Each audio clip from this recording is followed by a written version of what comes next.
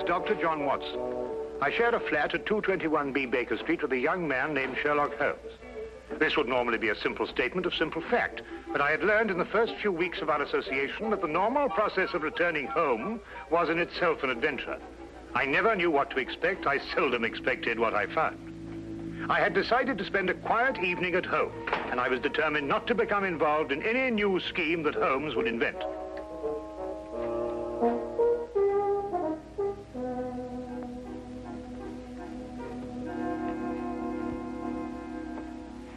Sulfate gas. Oh? Do you remember the Dietrich case, when the defense tried to prove that no one could produce the deadly poison without a trained chemist? No. Well, I'm going to try it now. With kitchen utensils and a secondary school chemistry book. I knew it could be done. There it is, Watson. Brilliant. Now you've gone too far.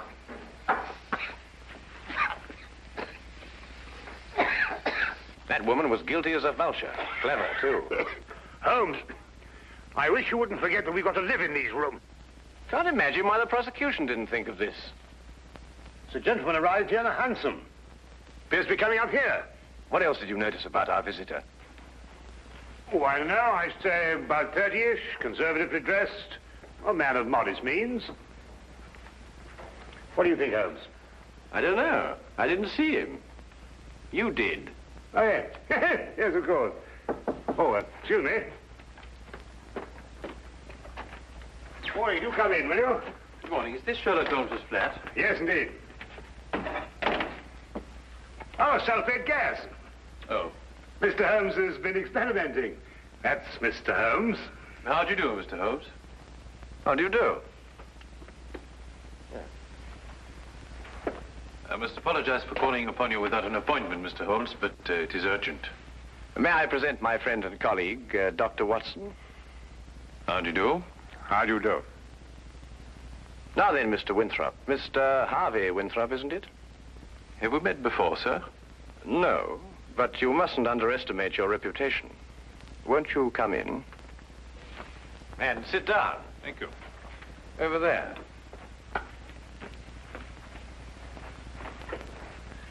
I had heard your powers of observation were remarkable, Mr. Holmes. Perhaps you also know the purpose of my visit. I can only say it's a personal matter. How do you know? It is always a personal matter when one consults me rather than the police. Of course. But my reason to see you actually concerns my elder brother, John. It is he who controls the family wealth. In the event of his death, I would be sole heir. Does his death seem imminent? Well, his life has been threatened. In what way? I noticed you didn't ask by whom. You took pains to point out that only you would benefit by your brother's death. If you knew who made the threat, you wouldn't be so concerned with your own innocence. You're right. I do not know who's making these threats. Actually, I don't even know if it is a who. I beg your pardon, sir? Well, it is possibly a what, Dr. Watson. In this case, the heritage of every old family. The family legend. What is the Winthrop legend? Every member of the family destined for a violent death finds about his person silver coins. Silver coins? Oh, you mean like those silver coins the pirates use, called pieces of 8? Exactly, Dr. Watson. Pieces of 8 as a warning, and at the time of death, a gold doubloon. Have these coins any special significance? 30 years ago, my father was killed by a fall down the stairs in the main hall of Winthrop Manor. A gold doubloon was found under his body. Was he actually seen to fall downstairs? No. The manor was closed and has remained so ever since. I assume your brother has discovered several silver coins. Each day for the past 7 days. I see. What has been his reaction? He has decided for the first time in 30 years to reopen Winthrop Manor. In defiance of the legend? Exactly. We are going to be there this weekend. Who is we? My brother, my fiancée, and myself. And I would like you too, Mr. Holmes and Dr. Watson, to be there as well. Well, that's very good of you, sir. Do you have any other evidence to substantiate your belief? I was very young in those days, but I can still remember the sight of my father's body at the bottom of those stairs. Dr. Watson and I will arrive at Winthrop Manor this Friday night. Oh, thank you very much. If there is anything I can do until then, or if there's any question you want to ask me before, please don't hesitate to call upon me at any time. We'll do that. Thank you. Again, thank you, gentlemen. Not at all. Good day, to you, sir. Good day. Well, Holmes, what do you think? I think it's amazing the extent to which people will go to obscure the simple facts of murder or threatened murder. You don't believe in the legend? Nonsense. Well, but after all, Holmes, you said yourself that these things very often have a basis of fact. The odor lingers. There was no mention of that in the Dietrich's case. I'm a man of science myself, Holmes, you know that. And yet there are things that happen every day for which they have no logical explanation. How would Mrs. Dietrich's have removed the odor? Of course, it could work equally well both ways. Winthrop himself admitted that in the event of his brother's death, he was the heir to the estate. His visit here might have been a blind. The solution of a murder, Watson, is infinitely easier than the prevention. We have committed ourselves to a weekend in a drafty manor house that has been closed for 30 years. We will watch and we will wait. And in time, we will apprehend the persons or ghosts, who will commit the murder of the Winthrop legend.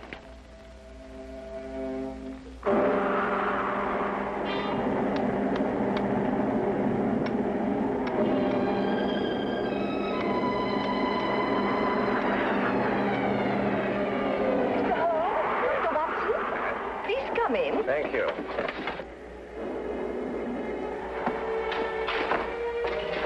The thunder was making so much noise, I wasn't certain I heard you knock. Yes, I think we got here just in time. Yes, we were worried that you were caught in the storm. I'm Mrs. John Winthrop. How do you do? I'm Dr. Watson. This is Sherlock Holmes. How do you do? I'm very pleased to meet you. You can leave your things here and go into the sitting room. We managed to get it comfortably warm. I'll have your luggage brought up to your rooms. You'll have to excuse the inconveniences of the house. My husband's decision to spend the weekend here was rather sudden. And I'm afraid we're understaffed. Please don't concern yourself with us, Mrs. Winthrop. I'm sure we'll be very comfortable. Oh, there you are. I'm glad you made it before the storm.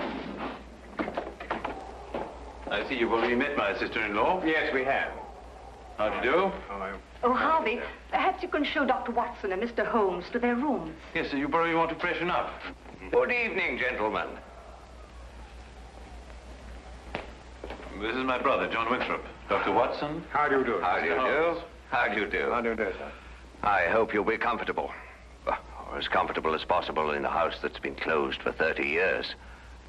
I feel I should apologize. Not at all, sir. I'm sure everything will be fine. I hope so. Come down to the sitting room when you're ready. It's a bit more cheerful there. Let me show you to your rooms, gentlemen. Come along, my dear.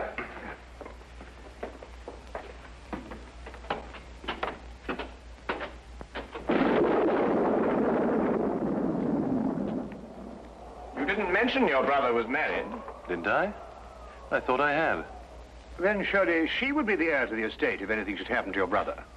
No, the estate upon his death goes to the next male member of the family. Oh, I see. How did Mrs. Winthrop lose her sight? It was a riding accident, shortly after they were married. My sister-in-law is a remarkable woman, Mr. Holmes. She took to her new way of living with cheerfulness and thoroughness. Yes, it's always encouraging to hear of such cases. And it reflects great credit on those surrounding the patient. Oh, Peg, I want you to meet, Dr. Watson. And you must be Sherlock Holmes. Harvey has told me so much about you. gentlemen, my fiancée, Miss Margaret Hall. How do you do? How do you do, Miss Hall? John and Alice are in the drawing room, darling. We'll be down shortly. All right, darling. I think we're going to have a wonderful weekend, in spite of this old house. Don't keep yourselves from us too long, gentlemen. You're a very lucky man, Mr. Winthrop. She's a lovely girl. As a matter of fact, you know, there's some very good hunting country around here. Do you go in for that sort of thing, Mr. Holmes? On occasion, sir. Not very often, thank you. My wife thinks I'm a bit reckless. She worries about my neck. A glass, my dear. Thank you. That appears to be a preoccupation with more than one member of your family, sir. You mean my brother, too? And the reason for your being here? Nonsense. I said the same thing. And you agree with me? You, too, think it's a lot of rubbish? I don't think we're referring to the same thing, sir. I'm talking about the legend, of course. Ah, I see. May I ask, sir, what precautions you've taken against it? What would one do? How does one fight a myth?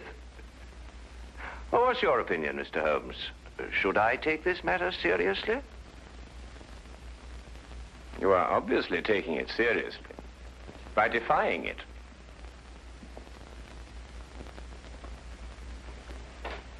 By coming down here to prove that it doesn't exist.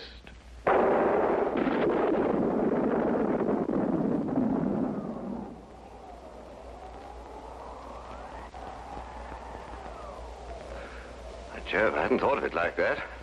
You're dead right, of course. But let me put it like this. Do you really believe the legend is dangerous? You are obviously overlooking the second conclusion, sir. If the legend is real and beyond our understanding, then your life may be being threatened by the supernatural. If we rule that out, then the threat has a very realistic source. In either case, the threat remains. I hadn't thought of it that way. But there are just the 6 of us here, Mr. Holmes. Surely if there is danger for John, it couldn't come from any of us. There are just the 6 of us now, Miss Hall.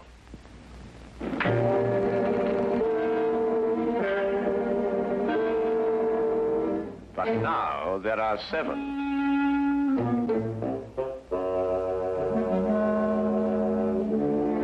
John, what is it? Nothing, my dear, nothing at all. I think we'd better go into dinner. Excellent idea.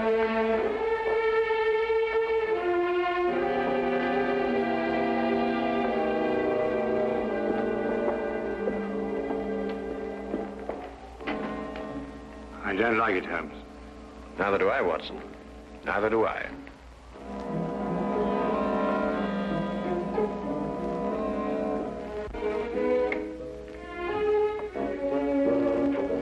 Oh, come in, Watson. Oh, don't be alarmed, old chap. I don't think this contraption has been fired for centuries.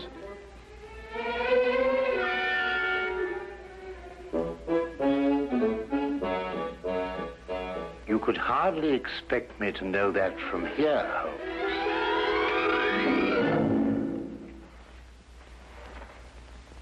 Seems it's working after all.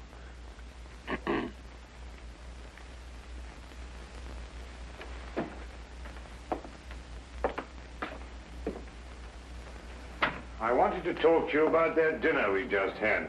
Oh, yes, yes. Excellent duck, don't you agree? Well, it was better than the conversation, or lack of conversation, I grant you. Well, quite natural under the circumstances. Everyone's suspecting things they'd rather not say. What do you make of it, Holmes? Did you realize that young Harvey Winthrop was in love with Alice before she married his brother? Holmes, you're fantastic. How did you determine that? He told me. Oh. Oh, have you got a match, Watson? Yes, I think I should have.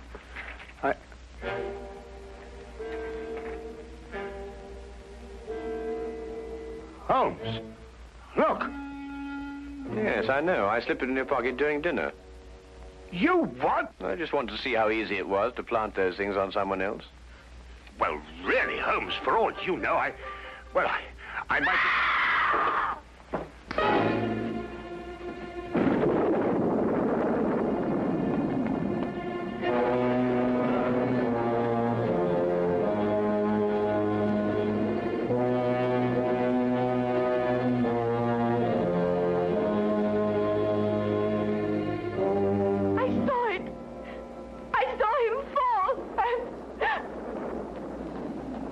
He's dead. Neck broken.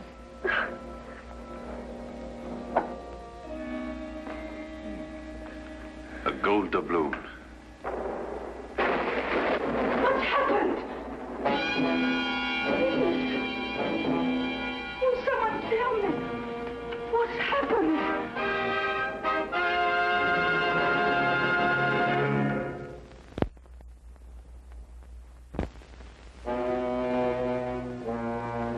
And now, we return to the case of the Winthrop legend.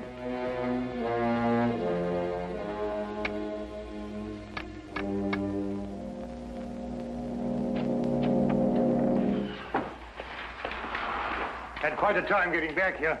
The roads are turning bad. Harvey Winthrop. Good evening, sir. Could you get everybody together and see if we can try and get this thing sorted out? Where's the body? Over there. Broken neck, died instantly. Oh, you say, you up there? Oh, good evening, Constable. That is Mr. Holmes. I've spoken to you about him. Oh, yes. Good evening to you, Mr. Holmes. Glad to have you on this case.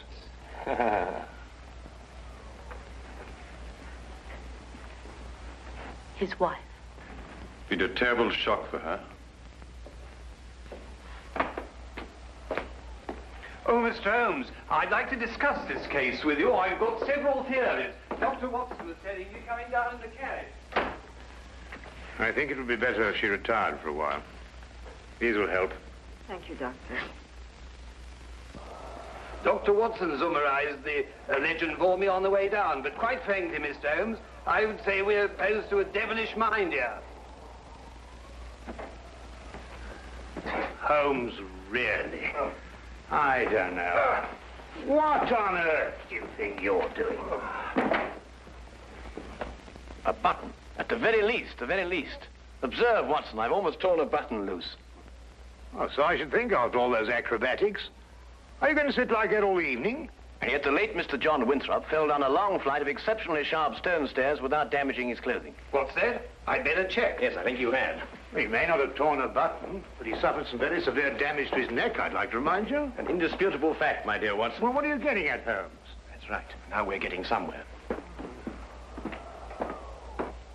Come on, Watson, let's examine the situation more thoroughly. The killing blow was struck at the back of the neck, is that right?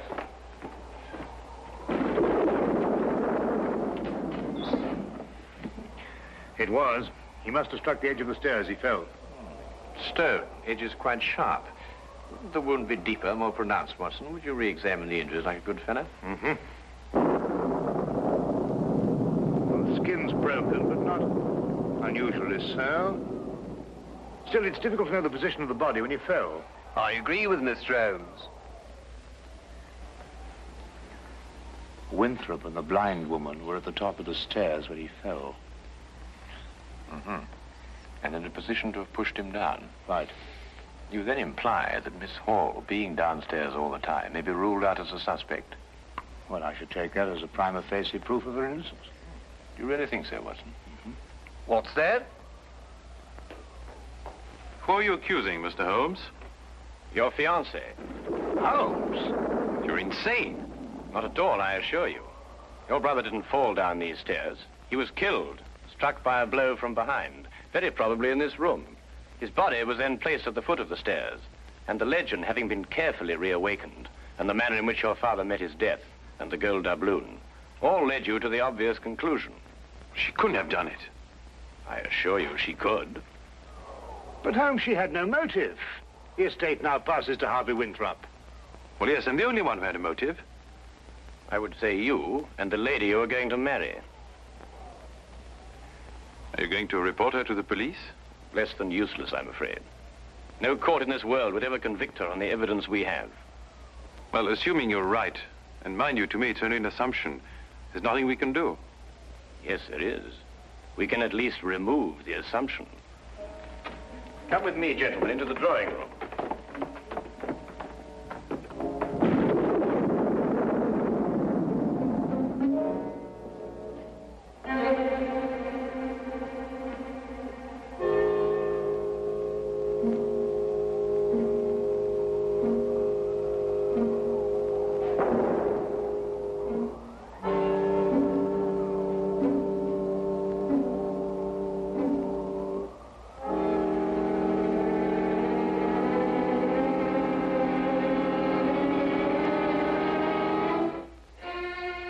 Oh, Constable.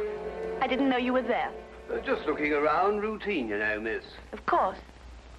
Did you want to see me? Well, not especially, miss. A few more things to check up on. The rest lies completely in your hands.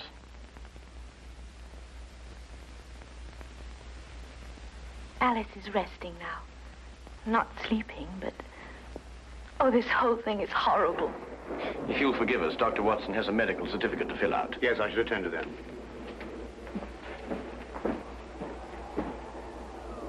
Oh, Mr. Holmes. At your service, my good constable.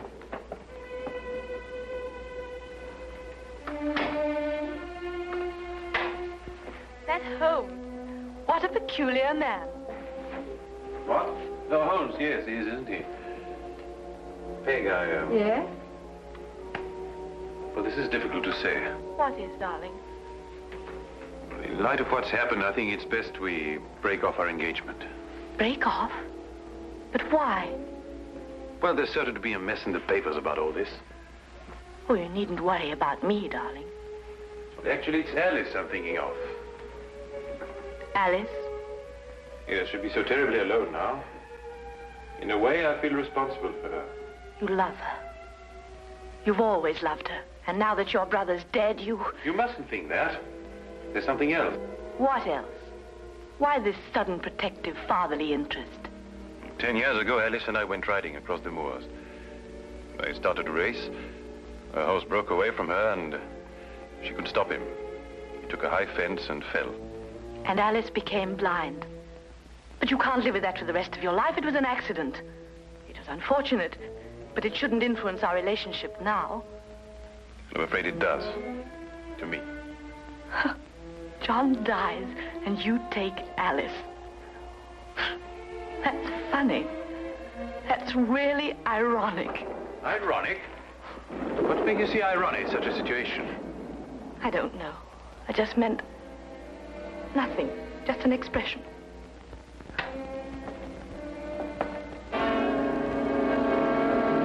Very interesting choice of words, I might add.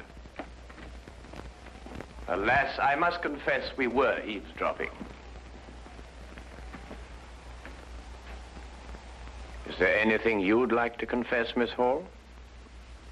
What does this mean? You spoke of irony. Such a choice word. You didn't kill John Winthrop so that Harvey could share the family fortune with Alice. You'd have seen to that in time. You're insane. I couldn't have pushed John down the stairs. I was at the bottom myself. Well, you were in a perfect position to strike him with this. And then, very thoughtfully, placed the end in the fire to remove any evidence of the blow. No court in the world would convict me on evidence like that. You're quite right, Miss Hall. But you know the facts. And we know the facts.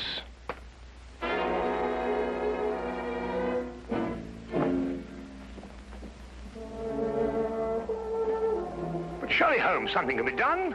I don't think so, Watson.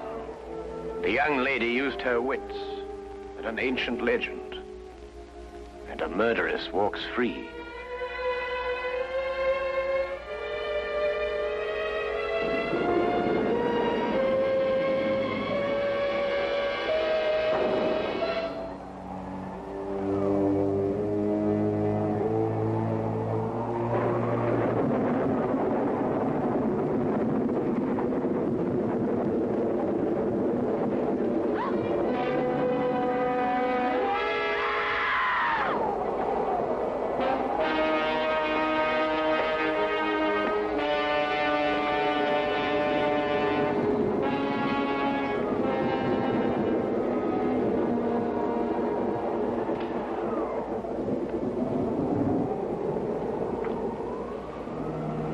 But it's a gold doubloon.